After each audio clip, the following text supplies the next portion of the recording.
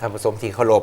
การจะตั้งพันขยายมติเศรษฐกิจเอกราชเป็นเจ้าตนเองเป็นคาดหมายสุดสนแต่นี่ฮอดปี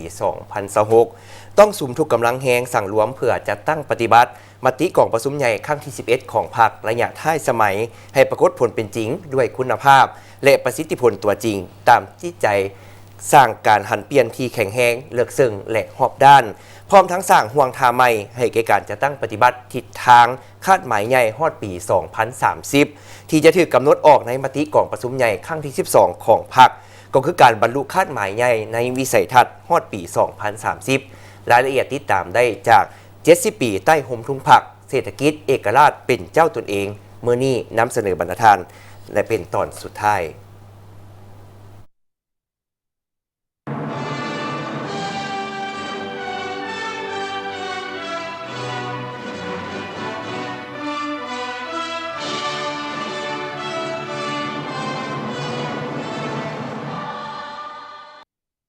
จะตั้งปฏิบัติมาตรการเพื่อสร้างความเข้มแข็งยกสูงความสามารถของการผลิตภายในพัฒนาความเข้มแข็งของวิสาหกิจภายใน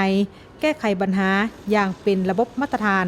นโยบายเกี่ยวกับเส้นทางการคมนาคมเพื่อรับประกันให้แก่การจราจรขนส่งสินค้าในขอบเขตทั่วประเทศคุ้มครองและสร้างเงื่อนไขให้แก่การลดผ่อนต้นทุนยกสูงสมรรถภาพการผลิตและสินค้าให้ได้มาตรฐาน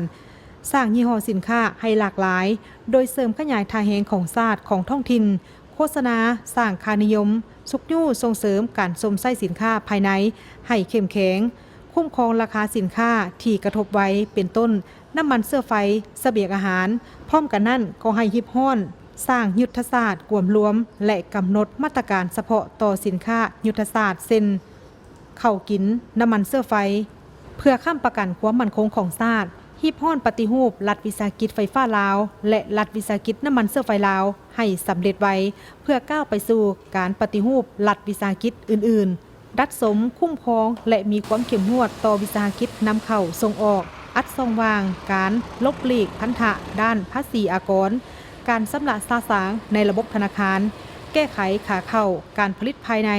ให้สามารถผลิตได้วัตถุอันตรายต่อชีวิตสุขภาพและมีผลกระทบต่อสิ่งแวดล้อมสืบต่อด้วยการปรับปรุงความเข้มงวดทางด้านการพัวพันเศรษฐกิจการค้ากับต่างประเทศลดพรจำนวนบริษัทเหตุแต่การนำเข้าหันมาลงทุนหรือเก็บซื้อผลิตภัณฑ์ภายในเพื่อส่งออกไปบรรดาประเทศที่มีสัญญาและให้สิทธิพิเศษทางด้านภาษีแก่สาธารณรัฐประชาธิปไตยปาตสลาว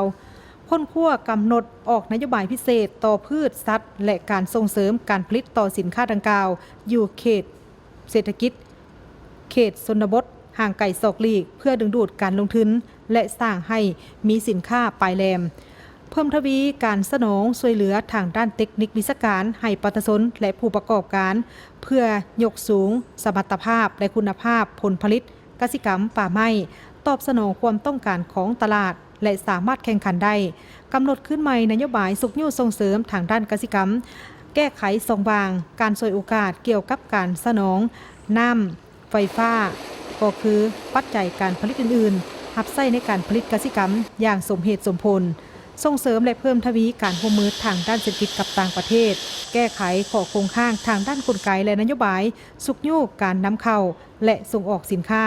และร่วมมือขุดค้นนำไส้ทาแหงที่มีอย่างมีประสิทธิผลสร้างสภาพแวดล้อมการลงทุนการดำเนินธุรกิจอย่างสะดวกว่องไวโปร่งใสและยุติธรรมสืบต่อดึงดูดเอาการลงทุนอย่างมีจุดสุมเพื่อสร้างให้เกิดมีฐานการผลิตการปรุงแต่งโดยเฉพาะกเมนโครงการผลิตเพื่อการส่งออกในแขนงการที่มีทาแหง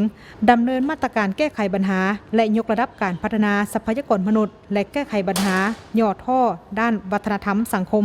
เป็นต้นการปะละการเรียนการสอนการขาดแคลนแรงงานและยกระดับฝีมือแรงงานการฆ่ามนุษย์ภัยสังคมอื่นๆเพิ่มทวีการโฆษณาศึกษาอบรมเข้าในหลักสูตรการเรียนการสอนปลุกระดมขบวนการปลูกจิตสำนึกเกี่ยวกับการสร้างความรับรู้เข้าใจและเข้าร่วมการจัดตั้งปฏิบัติแนวทางสร้างเศรษฐกิจเอกราชเป็นเจ้าตนเองสู่หลวงเลิกพร้อมกันนั้นก็โฆษณาผลิตภัณฑ์ภายในชาติในทุกวาระสื่อมวลชนให้แข็งแรงและกว้างขวาง